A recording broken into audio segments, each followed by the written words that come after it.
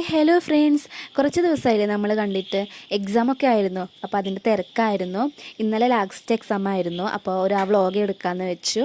തലേന്ന് രാത്രി തന്നെ ഫൈനൽ പ്രിപ്പറേഷനൊക്കെ കഴിഞ്ഞിട്ടാണ് ഞാൻ ഉറങ്ങിയത്.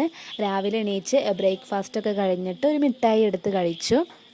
11 മണിക്കാണ് വീട്ടിൽ നിന്ന് ഇറങ്ങിയത്. ഗുരുവായൂർ പോകേണ്ട ഒരു ആവശ്യം ഉണ്ടായിരുന്നു, അപ്പോൾ അവിടെ നിന്നാണ് ബസ് കയറിയത്.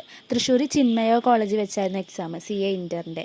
അങ്ങനെ വടക്കേ സ്റ്റാൻഡിലെത്തി ഒരു ബിരിയാണിയൊക്കെ കഴിച്ചു. നല്ല ബിരിയാണി ആയിരുന്നു. എന്നിട്ട് കോലയിലേക്കുള്ള ബസ് കയറി. വീട്ടിൽ നിന്ന് ഇറങ്ങുമ്പോൾ മഴയൊക്കെ ഉണ്ടായിരുന്നു, പക്ഷേ അവിടെ എത്തിക്കഴിഞ്ഞപ്പോൾ മഴയൊന്നും അധികം ഉണ്ടായിരുന്നില്ല. ചാറ്റൽ മഴ മാത്രമേ ഉണ്ടായിരുന്നുള്ളൂ. അങ്ങനെ സ്റ്റോപ്പിൽ ഇറങ്ങിയിട്ട് കുറച്ച് നടക്കാനുണ്ട് കോളേജിലോട്ട്. പോണ വഴിക്കൊരു ക്ഷേത്രമൊക്കെ ഉണ്ട്, പൂവണി ക്ഷേത്രം.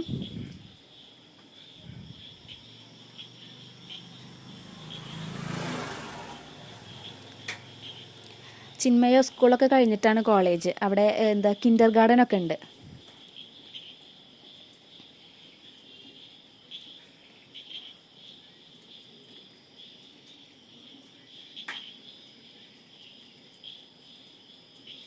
ഒത്തിരി ആൾക്കാരുണ്ടായിരുന്നു എക്സാം എഴുതാൻ വേണ്ടിയിട്ട്.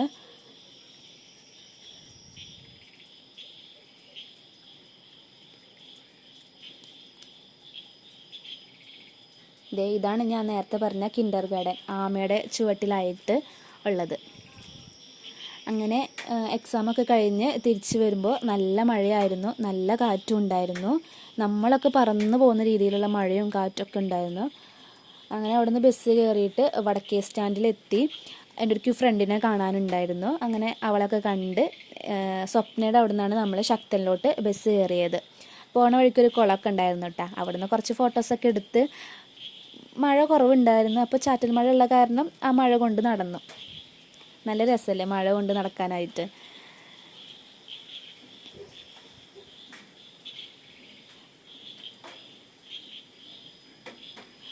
അങ്ങനെ ശക്തൻ സ്റ്റാൻഡിൽ എത്തിയിട്ട് ഒരു ചായയും കട്ട്ലേറ്റൊക്കെ കഴിച്ചു.